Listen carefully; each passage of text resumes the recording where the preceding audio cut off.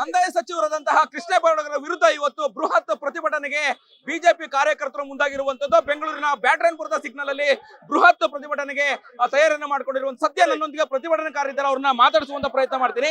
Sir, ಇವತ್ತು ಕಂದಾಯ ಸಚಿವರ ವಿರುದ್ಧ ಪ್ರತಿಭಟನೆ ಮಾಡಲು ಕಾರಣ ಏನು? ಕೋಲಾರ ಜಿಲ್ಲೆ ನರಸಾಪುರ ಹೋಬಳಿ ಗರಡನಪಾಳ್ಯ ಗ್ರಾಮದಲ್ಲಿ ಸರಿ ನಂಬರ್ 46ರಲ್ಲಿ 20 ಎಕರೆ 16 ಗುಂಟೆ ಜಮೀನನ್ನು ಅಕ್ರಮವಾಗಿ ಪ್ರವೇಶ ಮಾಡಿದ್ದಾರೆ. ನೋಡಿ ಹೇಳ್ತೀನಿ ಕೇಳಿ.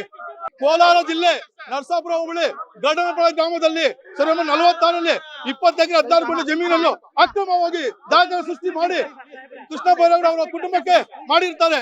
ಅದೇ ಊರಿನ 41 ಸರ್ವೆ ನಂಬರ್ನಲ್ಲಿ ಪ್ರತಿಭಟನೆ ಮಾಡ್ತಿದ್ರಿ, ದೌರ್ಜನ್ಯ ಆಗ್ತಾ ಇದೆ ನೋಡಿ, ನೀವೇ ನೋಡಿ, ದೌರ್ಜನ್ಯ ಆಗ್ತಾ ಇದೆ. ಓಕೆ, ಇದಿಷ್ಟು ಪ್ರತಿಭಟನಾಕಾರರನ್ನ ಬಂಧಿಸುವಂತದ್ದು ಅಥವಾ ಪ್ರತಿಭಟನೆ ಮಾಡಬಾರದು ಅಂತ ಹೇಳಿ ಈಗಾಗಲೇ ಪೊಲೀಸ್ ವಾಹನದ ಮೂಲಕ ಪ್ರತಿಭಟನಾಕಾರನನ್ನ ಬಂಧಿಸುವಂತ ಕೆಲಸ ಆಗ್ತಿದೆ ಅಂತ ಹೇಳ್ಬೋದು. ಕಂದಾಯ ಸಚಿವರಾದಂತಹ ಕೃಷ್ಣ ಬೈರೇಗೌಡರ ವಿರುದ್ಧ ಬೃಹತ್ ಪ್ರತಿಭಟನೆಗೆ ಬಿಜೆಪಿಯ ಕಾರ್ಯಕರ್ತರು ಮುಂದಾಗಿದ್ರು. ಪ್ರತಿಭಟನೆ ಮಾಡಬಾರದು ಅನ್ನುವಂತಹ ಉದ್ದೇಶದಿಂದಾಗಿ ಈಗಾಗಲೇ ಕಾರ್ಯಕರ್ತರನ್ನ ಪೊಲೀಸ್ ವಾಹನದ ಮೂಲಕ, ಪೊಲೀಸ್ ಜೀಪ್ನ ಮೂಲಕ ಈಗ ಪ್ರತಿಭಟನಾಕಾರರನ್ನ ಬಂಧಿಸುವಂತಹ ಕೆಲಸ ಆಗ್ತಿದೆ. ಈಗಾಗಲೇ ಪ್ರತಿಭಟನೆ ಮಾಡೋರನ್ನ ಬಸ್ಸು ಹಾಗೆ ಜೀಪ್ನ ಮೂಲಕ ಕರೆದುಕೊಂಡು ಹೋಗುವಂಥದ್ದು ಅಥವಾ ಬಂಧಿಸುವಂತಹ ಕೆಲಸವನ್ನ ಮಾಡ್ತೀರ ಅಂತ ಹೇಳ್ಬೋದು. ಬಹಳ ಮುಖ್ಯವಾಗಿ ಕಂದಾಯ ಸಚಿವರಾದಂತಹ ಕೃಷ್ಣ ಬೈರೇಗೌಡರು ಕೋಲಾರ ಜಿಲ್ಲೆಯಲ್ಲಿ ಅಕ್ರಮವಾಗಿ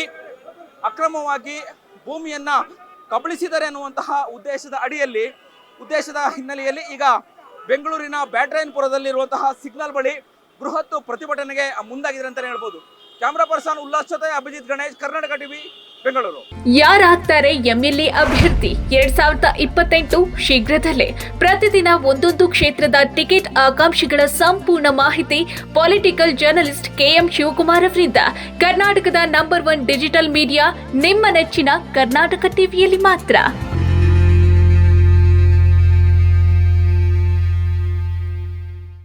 ನೀವು ಸಣ್ಣ ಆಗಬೇಕಲ್ವಾ? ಅದು ಒಂದು ಉತ್ತಮ ಆಹಾರದಿಂದ ಸಣ್ಣ ಆಗಬೇಕಲ್ವಾ? ಪ್ರತಿದಿನ ನಮ್ಮ ಜೀನಿ ಸ್ಲಿಮ್ನ ಯೂಸ್ ಮಾಡಿ ಯಾವುದೇ ಸೈಡ್ ಎಫೆಕ್ಟ್ ಇಲ್ದಂಗೆ ನೀವು ಸಣ್ಣ ಆಗ್ತೀರಾ.